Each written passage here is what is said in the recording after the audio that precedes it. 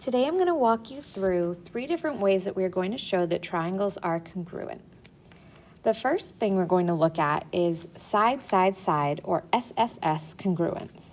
So what this means is if we can show in 2 triangles that there are 3 sets of corresponding congruent sides, then those triangles are congruent by side-side-side. So if we look at this first example here, we would look at the picture and we would see that AB and CD are congruent, and we see that because the markings on those sides of the triangles are the same. All right, next we would look that AC and DB are also congruent because those have the 2 markings through them. So that means they're congruent to each other. And then we see that CB and BC, that's the same side. They're in both triangles, so of course it's going to be congruent to itself. So this is enough to say that triangle ABC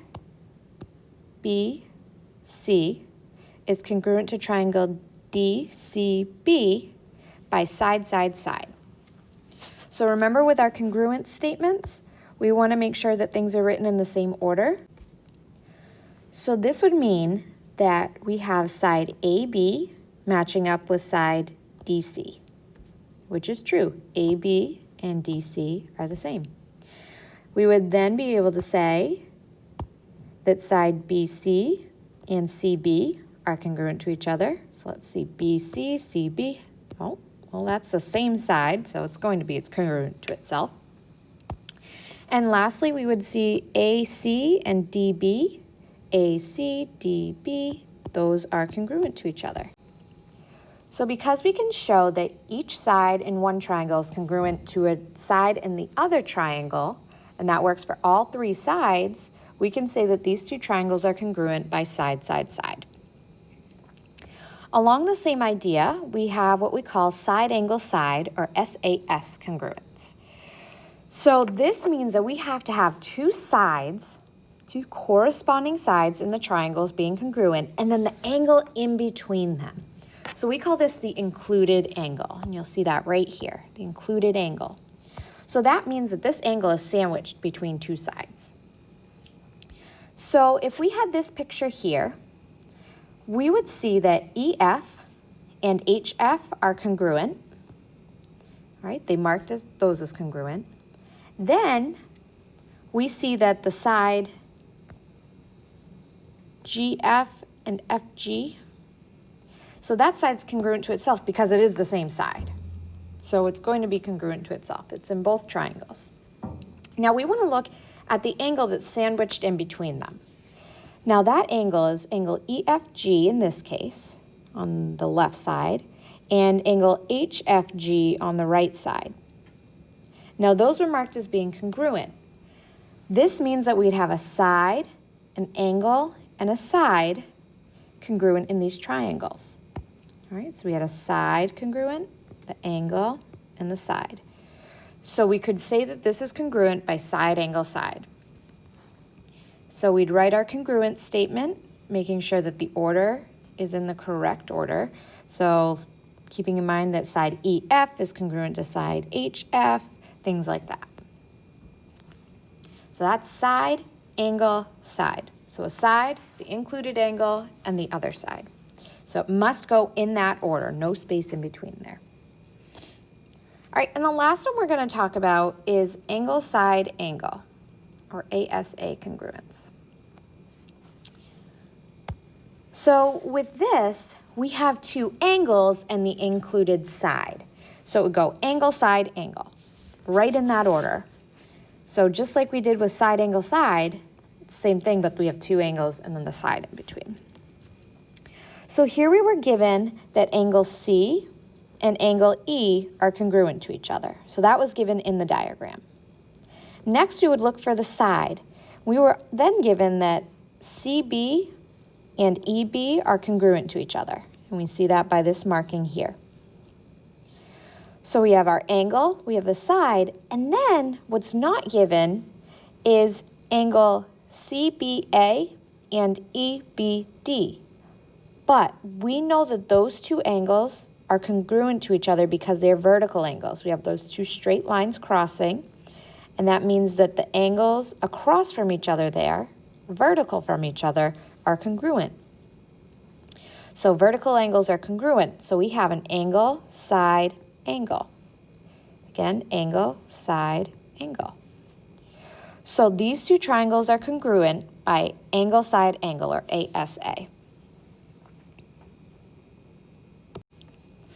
So let's work through a few examples. So first problem, we have determine if the two triangles are congruent, and if they are, state how you know. All right, well, we're given that we have a side and an angle. So let me just write up here. We talked about side, side, side, so we need all three sides to be congruent to all three sides in another triangle. Then we had side, angle, side. So a side, the included angle, and then the next side. And then angle, side, angle. So an angle, the included side, and another angle. So what I want you to start to look at is there anything in this shape that is shared between the triangles? Because if there is, then we know that they're congruent. So we see that this side right here is in both triangles. That means it must be congruent to each other. If that's the case, we then have a side, an angle, and a side. Okay, side, included angle, and the side. So yes, these two triangles are congruent by side, angle, side. If we look at the next triangles, we see that we have this side is congruent to this side because they have the same congruency markings. These two sides are congruent. And then the last side is the same because it's shared. So we know that that's congruent to itself. So here we have all three sides are congruent to all three sides in another triangle. So these would be congruent by side, side, side. All right, let's look here. With this one, we have two different kinds of markings here in our angles. One, we see that we have two right angles. All right, now we know that these right angles mean they're going to have the same value. They're both 90 degrees, so they're congruent to each other. Then we have these angles being congruent to each other. So if we think about our properties that we were talking about, we either have, again, side, side, side, side, angle, or angle, side, angle. All right, now the only property that we have that talks about something with two angles in it is angle, side, angle. So for that to work, we have an angle, the included side, and an angle. So I have my angle. We need to have something talking about this side, and then we have another angle. But because this side is shared with the two triangles, we know it's congruent to itself. So this is congruent by angle, side, angle. So we have the angle, side, angle. Angle, side, angle. All right, lastly, we have these two triangles. Now, they're two separate triangles, so there's nothing that they share, so there's nothing we can say that is congruent for sure between them, aside from these angles being congruent and these sides being congruent. Now, we don't know anything about the other sides. We don't know anything about the other angles. So there is no way that we can say that these two triangles are congruent for sure. So we would just say, so we could say not enough info. So here we're given some diagrams, and we are looking at what we would need to know in order to say that these triangles are congruent by the property given.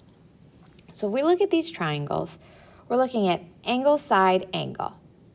All right, well, one thing I know for sure is that these two angles are congruent here.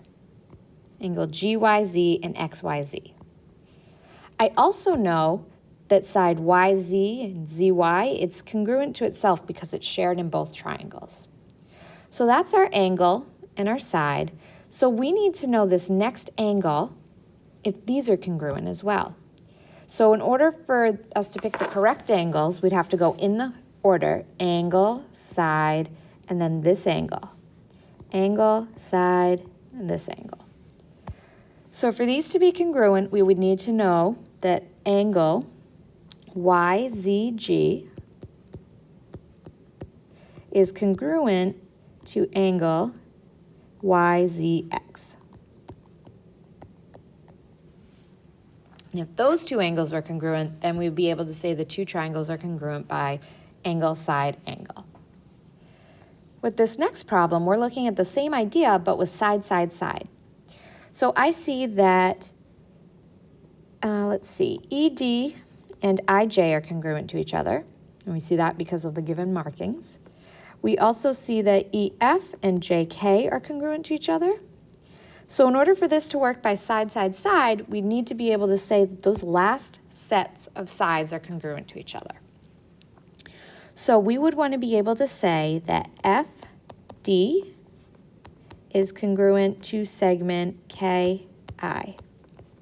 And if that were the case, then we would be able to say that these two triangles are congruent.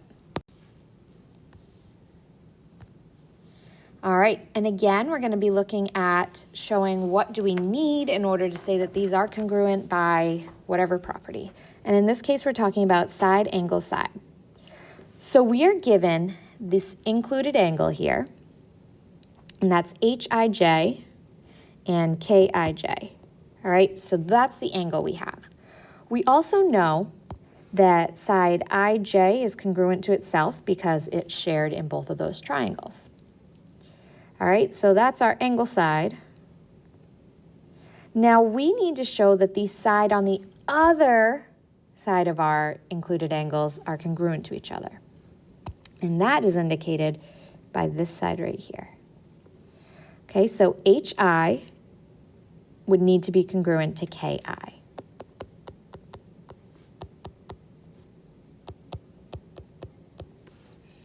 And it has to be that side because remember, we need this angle, the included angle needs to be sandwiched between those two sides. So we can't pick this side over here because we're not talking about these angles over here.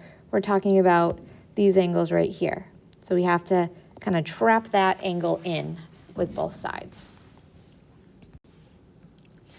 All right, and this last page here is just a summary of what we talked about at the very beginning, summing up all three properties, so side, side, side, side, angle, and angle, side, angle. Again, color code things. We've talked about this before, but things are a lot easier to see when you're color coding.